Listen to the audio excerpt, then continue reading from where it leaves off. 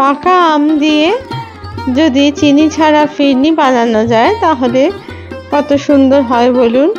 যাদের সুগার আছে তারাও কিন্তু এই ফিরনি চোখ বন্ধ করেই কিন্তু খেতে পারেন।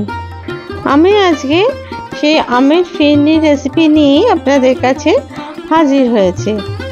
হ্যালো এভরিওয়ান, আসিমার কিচেনে আপনাদের সকলকেই স্বাগত। ফিরনি বানানোর জন্য আমি 3টে হিমসাগর আম নিয়েছি। প্রথমে আমগুলোকে কিন্তু আমি আগে থেকে 2-3 ঘন্টা জলে ভিজিয়ে রেখেছি। তারপরে একটা পিলারের সাহায্যে ভালো করে প্রত্যেকটা খোসা ছাড়িয়ে নিয়েছি। আম আমাদের শরীরের জন্য খুবই উপকারী।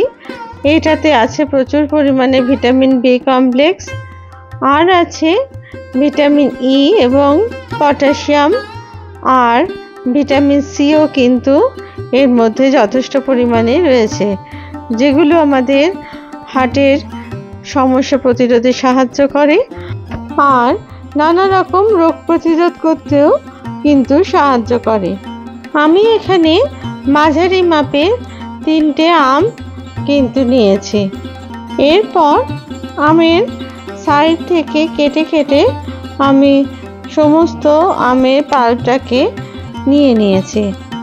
এই আমের পাল্পগুলো আমি মিক্সারে ঘুরিয়ে একটা পেস্ট তৈরি করে নেব এবং সেই আমের পাল্পটা দিয়ে কিন্তু আমি আজকের ফিরনিটা তৈরি করব। আর এখনকার এই আম এতটাই মিষ্টি যে আলাদা করে চিনি বা গুড় দেওয়ার কিন্তু প্রয়োজন নেই, তবে আপনারা চাইলে অবশ্যই কিন্তু দিতে পারেন।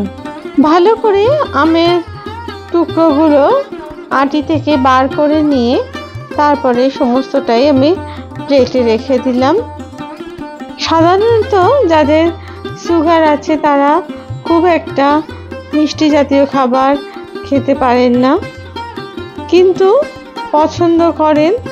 তাই আপনারা যদি রেসিপিটা বানিয়ে দেখেন একবার, দেখবেন এটা খেতেও কিন্তু সুস্বাদু হবে আর শরীরের জন্য কিন্তু খুবই পুষ্টিকর হবে। মিক্সার জারে দিয়ে আমি দেখুন একটা স্মুথ পেস্ট তৈরি করে নিয়েছি। এবার অন্যদিকে আমি এখানে 150 গ্রাম মতো গোবিন্দভোগের চাল নিয়েছি। আপনারা এই চালের বদলে আপনারা যে কোনো বাসমতি চালও ব্যবহার করতে পারেন। প্রথমে চালটাকে জল দিয়ে ভালো করে 2বার ধুয়ে নিয়েছি। তারপরে এটাকে ভিজিয়ে রেখেছি 1 ঘন্টার জন্য। 1 ঘন্টা বাদে এটাকেও একটা ছোট মিক্সার জারে দিয়ে ঘুরিয়ে নিয়েছি। দেখুন এখানে চালটা দিয়ে আমি কিন্তু খুব অল্প পরিমাণ জল ব্যবহার করেছি।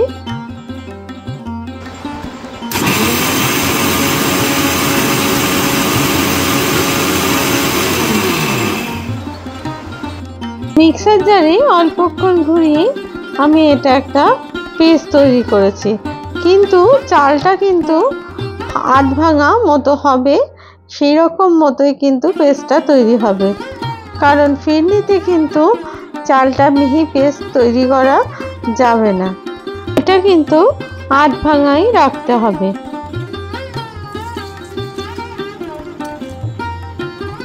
এরপর কড়াইতে দিয়ে দিলাম আমি 750 মিলিলিটার মতো দুধ।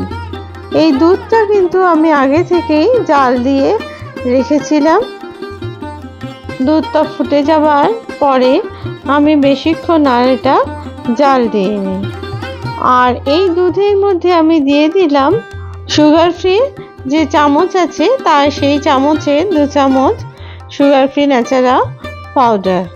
এটা সম্পূর্ণ অপশনাল, আপনারা দিতেও পারেন চাইলে, না চাইলে নাও দিতে পারেন। এরপর আমি এর মধ্যে দিয়ে দিলাম আগে থেকে চালের যে গোলাটা তৈরি করেছিলাম সেটাকে অল্প অল্প করে দুধের মধ্যে দিয়ে দিলাম আর ভালো করে অনবরত নাড়তে থাকলাম। এই সময় ভালো করে না নাড়লে তলায় কিন্তু ধরে যাবার সম্ভাবনা থাকবে বা চালের গুঁড়োগুলো কিন্তু দলা পাকিয়ে যাওয়ারও সম্ভাবনা থাকবে। তাই এটা খুব ভালোভাবে কিন্তু অনবরত নাড়তে হবে। আর আমি যে সুগার ফ্রি ব্যবহার করেছি সেটা এই ফিরনিতে একটু মিষ্টি স্বাদ আনবার জন্য। এটা কিন্তু ডায়াবেটিস রোগীদের জন্য ব্যবহার করা হয়। এর মধ্যে এবার দিয়ে দিলাম আমি হাফ চামচ মতো এলাচের গুঁড়ো। দেখুন এটা বেশ ঘন হয়ে গেছে। তখন আমি কিন্তু খুব ভালো করে জোরে জোরে এটা নাড়তে থাকলাম, কারণ না হলে এটা তলায় ধরে যাবার কিন্তু সম্ভাবনা থাকবে। আর গ্যাসের আঁচটা কিন্তু একদমই লো করে দিলাম। দেখুন ধীরে ধীরে এটার থিকনেস কতটা ঘন হয়ে উঠেছে। এরপর আমি এর মধ্যে আগে থেকে যে তৈরি করে রেখেছিলাম আমের পাল্পটা সেটাকে দিয়ে দিলাম কড়াইয়ের মধ্যে। তারপরে খুব ভালো করে অনবরত নেড়ে আমি এটাকে ভালো করে মিশিয়ে নিলাম।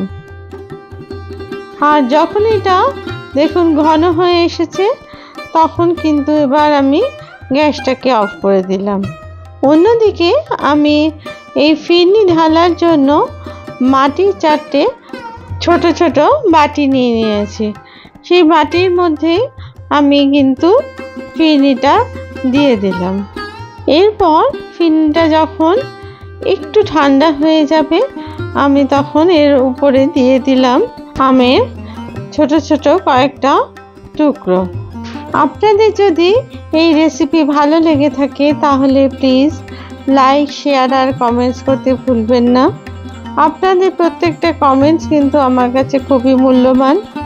আর আপনারা যদি আমার চ্যানেলের নতুন বন্ধু হন তাহলে অবশ্যই চ্যানেলটিকে সাবস্ক্রাইব করার অনুরোধ রইল।